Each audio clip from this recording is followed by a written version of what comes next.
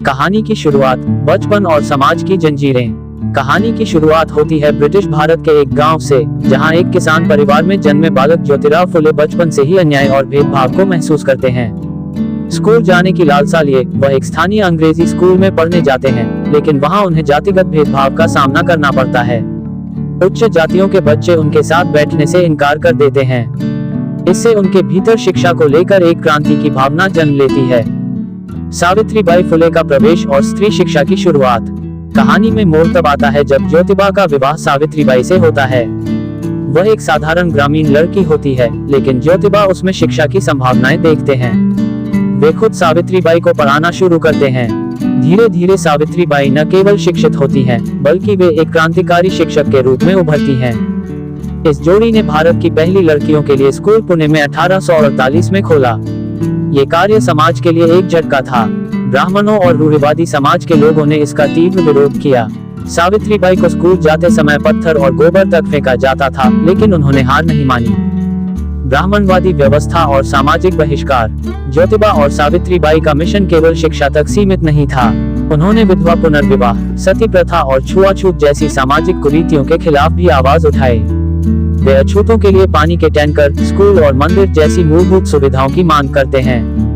इन सब कार्यों के कारण उन्हें समाज से बहिष्कृत कर दिया जाता है। उनके अपने रिश्तेदार और जाति के लोग उनसे संबंध तोड़ लेते हैं।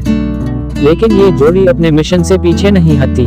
वे सत्यशोधक समाज की स्थापना करते हैं, जो एक सामाजिक आंदोलन था जातिवाद, ब्राह्मणवाद और अंधविश्वास के विरुद्ध। सामाजिक क्रांति और प्रेरणादायक घटनाएं। फिल्म में कई मार्मिक दृश्य दिखाए गए हैं, जैसे एक विधवा गर्भवती महिला को आत्महत्या करने से बचाने के लिए सावित्रीबाई उसे अपने घर में जगह देती हैं और उसके बच्चे को जन्म के बाद गोद लेती हैं। ये बच्चा यशवंतराव फुले होता है, जिसे वे अपने बेटे की तरह पालते हैं। ज्योतिबा फुले एक और अंग्रेजों की गुलामी का विरोध करते हैं, वहीं दूसरी ओर भारतीय समाज की आंतरिक गुलामी, जातिवाद और स्त्री दमन को जड़ से उखाड़ने की कोशिश करते हैं। वे मानते हैं कि जब तक समाज के सबसे कमजोर तबकों को समान अधिकार नहीं मिलते, तब तक आजादी अधूरी है। अंतिम यात्रा और प्रेरणा की विरासत।